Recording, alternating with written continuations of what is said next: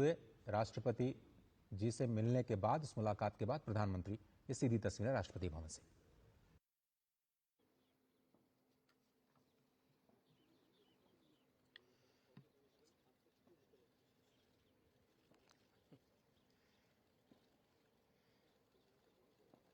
नमस्ते साथियों। चुनाव में जैसे हम लोगों को भी दौड़ धूप रहती है, मीडिया के साथियों को भी बहुत परिश्रम करना पड़ता है, रात दिन दौड़ना पड़ता है, अलग अलग लोकेशन को कवर करना पड़ता है। तो आप लोगों ने भी बहुत कष्ट उठाया है। मैं आशा करता हूं कि मीडिया जगत के सभी साथियों का स्वास्थ्य अच्छा रहा होगा और पिछले एक आध सप्ताह का जो विराम मिला है उसके कारण भी अब आप फ्रेश होकर के फिर से मैदान में आए होंगे।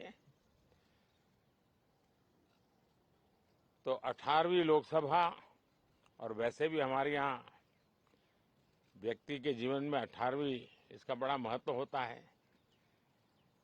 एक नए कालखंड में प्रवेश करता है, टीनेज समाप्त करके।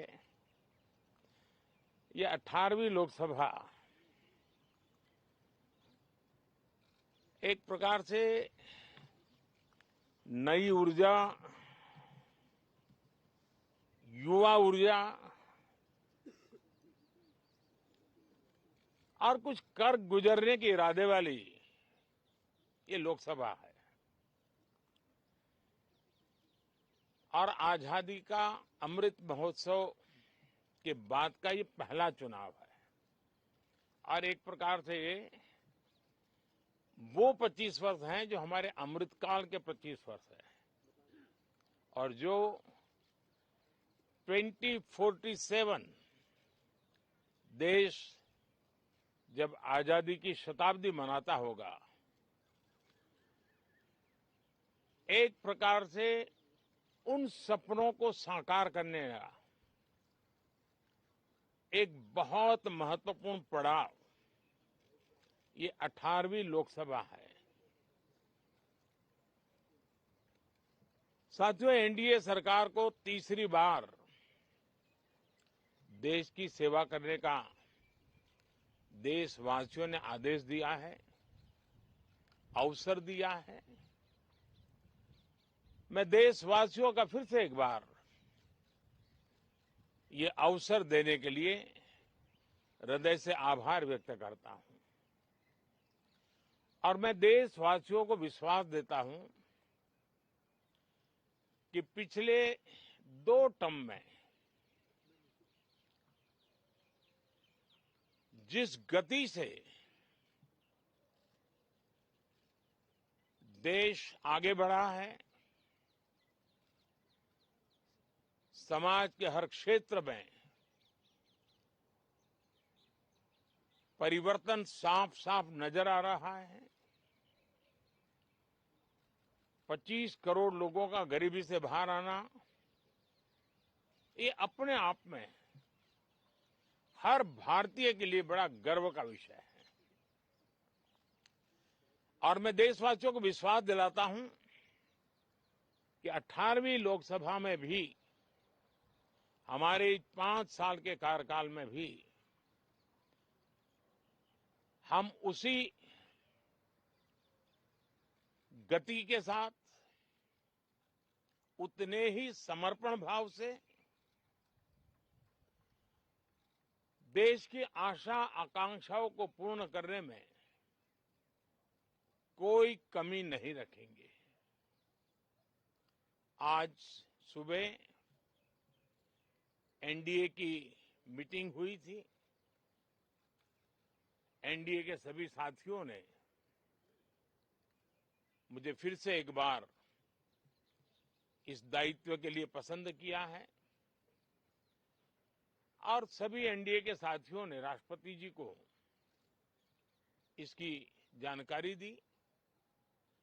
और राष्ट्रपति जी ने मुझे अभी बुलाया था और मुझे प्रधानमंत्री डेजिग्नेटेड के रूप में काम करने एक नियुक्ति दी है और मुझे शपथ समारोह के लिए और मंत्रिपरिषद के सदस्यों के सूची के लिए उन्होंने सूचित किया है। मोटे तौर पर मैंने राष्ट्रपति जी को कहा है कि हमें 9 तारीख शाम को सुविधा रहेगी। अब बाकी डिटेल तो राष्ट्रपति भवन वर्कआउट करेगा और हम तब तक मंत्रिपरिषद की सूची राष्ट्रपति जी को सुपुर्द करेंगे। उसके बाद शपथ समारोह होगा। साथियों, सरकार एनडीए की एक प्रकार से एनडीए 1, एनडीए 2 और एनडीए 3 ये एक निरंतरता है और हमारे संकल्पों को लेकर के, सुशासन के प्रति हमारी प्रतिबद्धता को लेकर के और देश के सामान्य जन के सपनों को पूरा करने के प्रयास के रूप में इस निरंतरता को हम और अधिक ऊर्जा के साथ और अधिक व्यापक विजन के साथ आगे बढ़ाएंगे और समय सीमा में लक्ष्यों को प्राप्त करने का हमारा प्रयास रहेगा। 2014 में मैं बहुत नया था।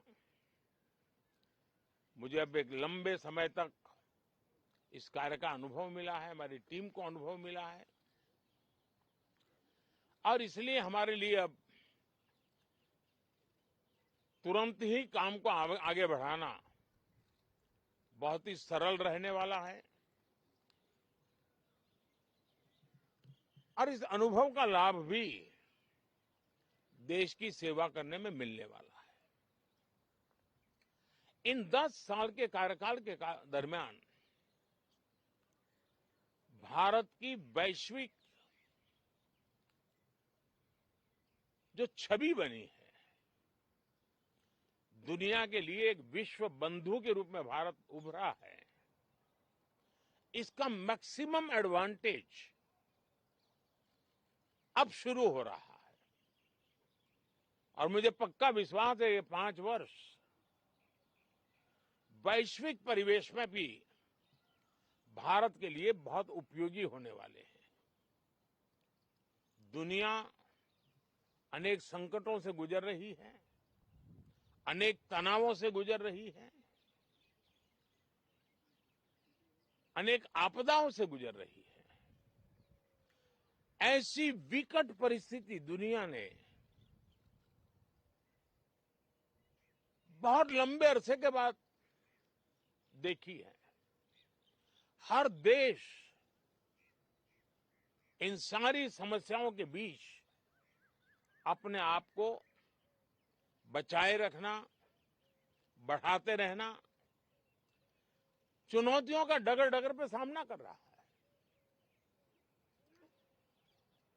हम भारत वाले लोग, हम भारतवासी खुद नसीब हैं कि इतने बड़े संकटों के बावजूद भी हम आज विश्व की सबसे तेज गति से बढ़ने वाली इकोनॉमी के रूप में जाने गए हैं।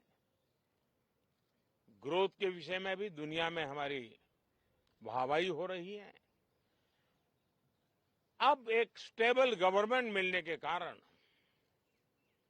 और परिचित व्यवस्था और नेतृत्व मिलने के कारण दुनिया का भारत के प्रति रुझान, भारत के प्रति उनका आना बहुत तेज गति से होने वाला है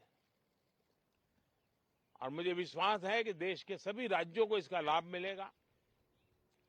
देश की युवा पीढ़ी को सबसे ज्यादा लाभ मिलेगा। विकास के नए ऊंचाइयों को छूने में एक वैश्विक भागीदारी का वातावरण आने वाले 5 साल में बनने वाला है। तो इसी संकल्पों और आदर्शों के साथ हम आगे बढ़ेंगे।